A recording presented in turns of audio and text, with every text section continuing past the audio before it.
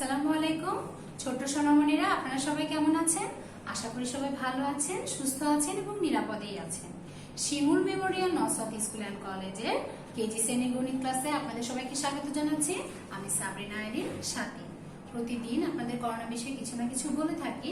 তো করোনাকালীন এই সময়গুলো আশা করি খুব সুন্দরভাবে অতিবাহিত করছেন। পড়াশোনার পাশাপাশি অবশ্যই কি করছেন, নিজেদের পছন্দের কাজগুলো করছেন। আর অবশ্যই বাবা মার কথা শুনবেন, বাইরে যাওয়ার জন্য জেদ করবেন না। একটু ধৈর্য ধরে কয়েকটা দিন অপেক্ষা করলে আমরা আবার সেই আগের মতো চলাফেরা করতে পারবো, ঠিক আছে? তো প্রতিদিন দেখেন ক্লাসে যাওয়ার আগে আমরা কি বলি, কবিতা বলি, গান করি, তাই না? আজকে ছোট্ট একটা গল্প বলবো। আপনারা এই গল্পটা হয়তো অনেকেই শুনেছেন, কাঠুরে ও জলপরীর গল্প। তাহলে গল্পটা ছোট, যেহেতু আমরা গল্পটা মনোযোগ সহকারে আপনারা শোনেন, তারপরে ক্লাসে চলে যাবো। একটা কাঠুরে ছিল। তো কাঠুরে কি করে? কাঠুরে কাঠ কাটে। সে একদিন বনের ভিতরে কি করলো, কাঠ কাটতে গেল। তো বনের ভিতরে যেখানে কাঠ কাটতে গিয়েছে তার পাশেই ছিল নদী। তো হঠাৎ করে কাঠ কাটতে কাটতে তার যে হাতের কুড়ালটা ছিল সেটা নদীতে পড়ে গেল। পড়ে যাওয়ার পরে কাঠুরে তো খুব মন খারাপ, সে কান্নাকাটি করতে লাগলো। তখন হঠাৎ করে কি হলো, নদীর ভিতর থেকে একটা জলপরী উঠে এলো। উঠে এসে কাঠুরেকে জিজ্ঞাসা করলো, তোমার কি হয়েছে? তখন কাঠুরে বলল, আমার যে কুড়াল ছিল সেটা তো পানিতে পড়ে গেছে, এখন আমি কাঠ কাটবো কিভাবে? আর কাঠ না কাটলে তো সে কাঠ বিক্রিও করতে পারবে না, সে বাসায় খাবারও নিয়ে যেতে পারবে না। তখন জলপরী পানির নিচে চলে গেল। যাওয়ার পরে একটা কুড়াল নিয়ে চলে এলো। সেই কুড়ালটা ছিল সোনার তৈরি। তখন কাঠুরেকে বললো, এই যে তোমার কুড়াল নাও। তখন কাঠুরে বললো, এটা তো আমার কুড়াল না, আমার কুড়াল তো সোনার তৈরি ছিল না। তখন জলপরী কি করলো, আবার পানিতে চলে গেল। যাওয়ার পরে আবার রূপার তৈরি একটা কুড়াল নিয়ে আসলো। এসে কাঠুরেকে বলল, এই যে তোমার কুড়াল নাও। কাঠুরে বলে, এটাও তো আমার না, আমারটা তো রূপার তৈরি ছিল না। তখন জলপরী আবার পানিতে চলে গেল। যাওয়ার পরে যে কুড়ালটা নিয়ে এলো সেটা ছিল লোহার তৈরি। কাঠুরেকে এসে যখন বলল, এটা কি তোমার কুড়াল? তখন কাঠুরে বললে, হ্যাঁ, এটাই তো আমার কুড়াল। তখন জলপরী খুব খুশি হলো। খুশি হয়ে তাকে 3টা কুড়ালি দিয়ে দিল, সোনা, রূপা আর সাথে তার লোহার যে কুড়াল ছিল। কেন খুশি হলো বলো তো? কারণ কি? কারণ কাঠুরে কিন্তু তাকে সত্যি কথা বলেছে। সে তো বলতে পারতো যে সোনার কুড়ালটাই আমার বা রূপার কুড়ালটাই আমার। তার মানে কি, সত্য কথা বলতে হবে। আর সততার পুরস্কার হিসেবে কিন্তু সে সোনার আর রূপার তৈরি কুড়ালটা পেল। তাহলে আপনারাও কিন্তু এটা মেনে চলবেন, অবশ্যই সবসময় সত্য কথা বলবেন। আর যখন আপনারা দেখবেন সততার সাথে চলবেন, আপনারাও কিন্তু পুরস্কার পাবেন। আমরা ক্লাসে চলে যাচ্ছি, আপনারা শীট নিয়ে রেডি হয়ে যান। প্রথমে দেখেন আমাদের 1 নাম্বার আইটেমে কি রয়েছে। 1 থেকে 100 পর্যন্ত যেসব সংখ্যার ডানে 1 আছে সে সংখ্যাগুলো লিখি। ডানে 1 আছে, তাহলে দেখেন আমি এখানে শুধুমাত্র 1 লিখেছি। তাহলে ডান বাম বুঝতে হয়তো বা আপনাদের একটু সমস্যা হচ্ছে। আমি যদি শুরুতে একটা 0 দিয়ে দিই, এখন কি ডান বাম বুঝতে অসুবিধা হচ্ছে? হচ্ছে না। তাহলে আমার ডানে কিন্তু 1 রয়েছে আর বামে রয়েছে 0। তো 0-এর যেহেতু কোনো দাম নেই, 0 আগে লিখে যদি আমরা বামে বসাই তাহলে কিন্তু সংখ্যার কোনো পরিবর্তন হবে না, ওটা কোনো সমস্যা না। তাহলে আমরা যদি প্রথমে 0 লিখি তারপরে 1 লিখি, তাহলে ডানে যে আমার 1 রয়েছে এটা বুঝতে কিন্তু সুবিধা হবে। তাহলে দেখেন ডানে 1 বলেছে, তাহলে আমার 1 থেকে শুরু হবে। 1, 11, 21, 31, 41, 51, 61, 71, 81, 91। ঠিক আছে, আমি লিখছি, লেখার পরে আমরা আবার পড়বো। তাহলে দেখেন আমি এখানে 0, 1 লিখলাম। আপনারা যদি শুধু 1 লিখেন তাও কিন্তু সঠিক হবে। তাহলে 1, 11, 21। আপনারা চাইলে সবগুলো ডানে 1 বসিয়ে তারপরে আস্তে আস্তে 1, 2, 3 এভাবেও যেতে পারেন। 31, 3 10, 31, 4 10, 41, 5 10, 51, 6 10, 61, 7 10, 71, 8 10, 81, 9 10, 91। তাহলে দেখেন আমরা এটা আরেকবার পড়ে নিচ্ছি। যাদের এখনো লেখা হয়নি তারা লিখে নেন, আর যাদের লেখা হয়েছে আমার সাথে আরেকবার ভালো করে পড়ে নেন। 1, 11, 21, 31, 41, 51, 61, 71, 81, 91। তাহলে দেখেন আমাদের 1 নাম্বার আইটেমটা হয়ে গেল। এরপরে আমরা 2 নাম্বার আইটেমে কি দেখছি? 2 নাম্বার আইটেমে দেখছি 76 থেকে 85 পর্যন্ত জোড় সংখ্যাগুলো লিখি। তাহলে আমাকে বলছে জোড় সংখ্যা, তার মানে যেসব সংখ্যার ডানে 0, 2, 4, 6, 8 আছে সেই সংখ্যাগুলো লিখব। তাহলে যেহেতু 76 থেকে শুরু করেছে তার মানে কিন্তু আমি 76টা থেকে শুরু করতে পারবো। তাহলে দেখেন প্রথমে কি হবে? 76। তাহলে দেখেন 76, 78, 82, 76, 78, 80, 82, 84। ঠিক আছে? তাহলে দেখেন আমি লিখে নিচ্ছি, লেখার পরে আমরা পড়ছি। 7, 10, 6, 76, 7, 10, 8, 78, 8, 0, 80, 8, 10, 2, 82, 8, 10, 4, 84। তাহলে আপনারা যারা এখনো লিখেননি লিখে ফেলেন, আমি আরেকবার পড়িয়ে দিচ্ছি। 7, 10, 6, 76, 7, 10, 8, 78, 8, 0, 80, 8, 10, 2, 82, 8, 10, 4, 84। তাহলে দেখেন সংখ্যাগুলো শেষে 6, 8, 0, 2, 4 যেগুলো জোড় সংখ্যা থাকে সেগুলো রয়েছে। সাধারণত দেখা যায় আপনাদের 71 থেকে 80 বা 81 থেকে 90 এভাবে থাকে। এটা কিন্তু দেখেন 7-এর ঘরে, দশকের ঘরে কিছু রয়েছে আর দশকের ঘরে কিছু রয়েছে। তা লেখার সময় একটু খেয়াল করে লিখবেন যাতে উল্টাপাল্টা না হয়ে যায়। এরপর দেখেন নিচের চিত্রগুলোর নাম লিখি। প্রথমে এখানে একটা চিত্র দেখতে পাচ্ছেন, তাই না? চিত্রটা দেখে কি একটু চেনা চেনা লাগছে? অনেকের কাছে লাগার কথা।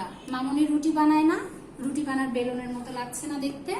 হ্যাঁ, এটার নামও কিন্তু বেলন। এই যে চিত্রটা দেখছেন এই চিত্রটার নাম কি? বেলন। তাহলে আমার সাথে আগে বানান করে নেন। বয়কার ল দন্ত ন, বেলন। বয়কার ল দন্ত ন, বেলন। তাহলে দেখেন বেলনটা আমি লিখছি। বয়কার ল দন্ত ন, বেলন। ভালো করে বানানটা খেয়াল করেন। বয়কার ল দন্ত ন, তাহলে হচ্ছে বেলন। এরপরে দেখেন এখানে একটা চিত্র রয়েছে। চিত্রটা এর আগে আপনারা শুধু চতুর্ভুজ দেখেছেন, এখানে একটা বক্সের মতো রয়েছে, তাই না? এটার নাম কি? এটার নাম হচ্ছে ঘনক। এটার নাম কি? ঘনক। ঘ দন্ত ন ক, ঘনক। ঘ দন্ত ন ক, ঘনক। তাহলে ঘনক বানানটাও লিখে ফেলি। ঘ দন্ত ন ক, ঘনক। বানানটা ভালো করে খেয়াল করেন। ঘ দন্ত ন ক, ঘনক। এরপরে দেখেন এখানে আরেকটা চিত্র দেয়া রয়েছে। আপনারা কি কখনো কলার মোচা খেয়েছেন বা দেখেছেন? এই যে আকৃতিটা দেখছেন এটার নাম হচ্ছে কি? মোচক। এটার নাম কি? মোচক। ময়কার চ ক, মোচক। ময়কার চ ক, মোচক। তাহলে বানানটা আমি লিখে ফেলছি। ময়কার চ ক, মোচক। ভালো করে খেয়াল করেন। ময়কার চ ক, মোচক। তাহলে যারা মোচক বা কলার মোচা দেখেননি তারা মামুনিকে বলবেন যে একটু দেখিয়ে দিতে, তাহলে আর ভুল হবে না। এরপর দেখেন 4 নাম্বার আইটেমে কি রয়েছে? ইংরেজি বছরের শেষ 3 মাসের নাম লিখি। তাহলে শেষ 3 মাসের নাম বলেছে। আমি এর আগে ক্লাসেও বলেছি যখন আপনারা এরকম নির্দিষ্ট করে কোনো মাসের নাম থাকবে তখন আপনারা দরকার হলে হাতে গুনে ঠিক করে নেবেন যে আসলে 10ম মাস কোনটা আর হচ্ছে 9ম বা 11ম মাস কোনটা, 12 মাস কোনটা। তাছাড়া দেখা যায় হঠাৎ করে যখন মুখস্থ মেমোরি থেকে লিখতে চান ভুল হয়ে যায়। তাহলে দেখেন আমরা যদি জানুয়ারি থেকে গোনা শুরু করি, দেখেন January, February, March, April, May, June, July, August, September, October. তার মানে আমার 10ম মাস হচ্ছে কি? অক্টোবর। October, November, December. তাহলে দেখেন 10ম মাসের নাম যেহেতু অক্টোবর, এটা আগে বানান করে নিই। ও সি, অক, টি ও, টো, বি ই আর, অক্টোবর। আমি আবার বলছি ও সি, অক, টি ও, টো, বি ই আর, অক্টোবর। তাহলে দেখেন আগে এই বানানটা লিখে নিই। ও সি টি ও বি ই আর, অক্টোবর। সবগুলোর শেষে কিন্তু বি ই আর আছে, ঠিক আছে? তাহলে বানানটা একটু সহজ হয়ে গেল। ও সি টি ও বি ই আর, অক্টোবর। এরপরে দেখেন নভেম্বর। তাহলে নভেম্বরটা বানান করে নেই। এ নো, ন, VEN NOVEMBER বার, নভেম্বর। আমি লিখছি, আপনারা ভালো করে খেয়াল করেন। NOVEN November, BER November. বানানটা আবার ভালো করে খেয়াল করেন। বানানগুলো একটু বড় আছে, সেহেতু বারবার চর্চা করলে কিন্তু আপনাদের বানানটা নির্ভুলভাবে লেখা সম্ভব হবে। NOVEN NOVEMBER November. এরপর দেখেন 12তম মাস বা শেষ মাসের নাম, যেহেতু শেষ 3 মাসের নাম বলেছে, তাহলে কি ডিসেম্বর। ডিসেম্বর আমার সাথে বানান করে নেন, DECEN DECEMBER বার, ডিসেম্বর, DECEMBER ডিসেম্বর। আপনারা সিলেবাস ভাগ করে পড়বেন, তাহলে হবে কি বানান ভুল হবে না। DEDCEN DISEMBER বার, ডিসেম্বর। তাহলে দেখেন শেষ 3 মাসের নাম কি হলো? October, November, December. এরপর দেখেন 5 নাম্বার আইটেমে কি রয়েছে? ক্রমবাচক পদ্ধতিতে পূর্ণরূপ লিখি। তাহলে এখানে দেখেন 3 রয়েছে, 4 আর 5। তাহলে ক্রমবাচক পদ্ধতিতে আমরা জানি যে 3 কে কিভাবে লিখি? তৃতীয়। তাহলে তৃতীয় বানানটা করে নিই, তৈরিকার, তৈরিকার অন্তস্থ অ, তৃতীয়। তৈরিকার 3, তৈরিকার অন্তস্থ অ, তৃতীয়। তাহলে দেখেন এটা হচ্ছে রিকার, তৈরিকার অন্তস্থ অ, তৃতীয়। বানানটা আবার খেয়াল করেন, তৈরিকার, তৈরিকার অন্তস্থ অ, তৃতীয়। এরপরে কি রয়েছে? 4। তাহলে 4 এর ক্রমবাচক পদ্ধতি পূর্ণরূপ কি? চতুর্থ। তাহলে চতুর্থটা আগে বানান করে নিই, চ তয় রস্যকার থয়ে রে, চতুর্থ। চ তয় রস্যকার থয়ে রে, চতুর্থ। তাহলে দেখেন চতুর্থটা আমি লিখছি। এই যে এখানে একটা রেপ রয়েছে, অনেক সময় আপনারা যে থয়ের উপর রেপটা মুখে বলছেন কিন্তু দিতে ভুলে যান, খেয়াল রাখবেন। চ তয় রস্যকার থয়ে রে, চতুর্থ। এরপরে দেখেন এরপরে কি রয়েছে? 5, তার মানে পঞ্চম লিখতে হবে। প ইয় চয় যুক্ত ম, পঞ্চম। প ইয় চয় যুক্ত ম, পঞ্চম। এখানেও একটা যুক্ত বর্ণ রয়েছে, প। এই যে ইয় চটা লিখলাম, এটা যেহেতু এর আগেও আমরা লিখেছি, এখানে কি কি যুক্ত আছে আবার ভেঙে আমি দেখালাম না, কিন্তু আপনারা আশা করি বুঝতে পেরেছেন। এর আগে আমি ভেঙে দেখিয়েছি। প ইয় চয় যুক্ত ম, পঞ্চম। আমাদের রাইটিং আইটেম এতটুকুই ছিল। আমরা এখন দেখি আমাদের মৌখিক আইটেমে কি রয়েছে। মৌখিক অংশে দেখেন প্রথমে কি রয়েছে? দুটিতে এক জোড়া। কয়টিতে এক জোড়া? দুটিতে। চারটিতে এক হালি। চারটিতে কয় হালি? এক হালি। এরপরেই দেখেন আবার রয়েছে চারটিতে এক গন্ডা। তার মানে চারটিতে আমার এক গন্ডাও হয়, এক হালিও হয়। 12টিতে এক ডজন। কয়টিতে এক ডজন? 12টিতে এক ডজন। এরপরে দেখেন 20টিতে এক কুড়ি। 20টিতে কয় কুড়ি? 20টিতে এক কুড়ি। এরপর দেখেন ইংরেজি বছরের শেষ মাসের নাম, কিছুক্ষণ আগে শিখলাম ইংরেজি বছরের শেষ মাসের নাম ডিসেম্বর। এরপর দেখেন বাংলা বছরের সপ্তম মাসের নাম কার্তিক। বাংলা বছরের সপ্তম মাসের নাম কি? কার্তিক। এই যে এরকম যদি প্রশ্নও আসে, আমি বলেছি, বারবার বলছি, বাংলা ইংলিশ সপ্তাহের নাম আসুক, মাসের নাম আসুক, অবশ্যই গুনে গুনে সেই মাসটা কততম মাস হচ্ছে আপনি খেয়াল করে তারপরে লিখবেন, তাছাড়া কিন্তু ভুল হয়ে যাবে। আজকের ক্লাস এতটুকুই।